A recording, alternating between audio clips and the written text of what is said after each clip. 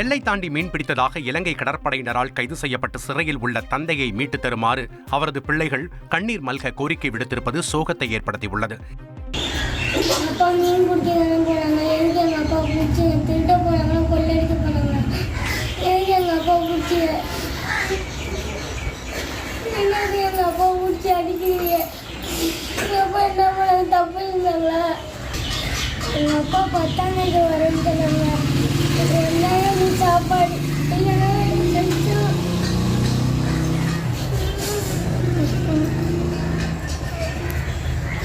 காரைக்காலைச் சேர்ந்த 13 மீனவர்கள் இலங்கை சிறையில் இருக்கும் நிலையில் அவர்களது குடும்பத்தினர் கடும் துயரத்திற்கு ஆளாகி வருகின்றனர். சிறையில் இருக்கும் மாணிக்கவேல் என்பவரின் மனைவி தமிழ் அழகி விரைவில் தனது கணவரை மீட்டுத் தருமாறு கண்ணீர் மல்க அரசுக்கு கோரிக்கை விடுத்தார். பையன் அழுவுறான். பிறந்தனால எங்க அப்பா இருந்தனக்கா ட்ரெஸ் எடுத்து கொடுத்துருப்பாங்களே, எங்க அப்பா இருந்தனக்கா இன்னைக்கு கோயிலுக்கு அழைச்சிட்டு போயிருப்பாங்களே அப்படின்னு சொல்லிட்டு கடந்து கத்துற அவ்வளோ கொடுமையா இருக்கு. எப்பதான் வருவாங்க?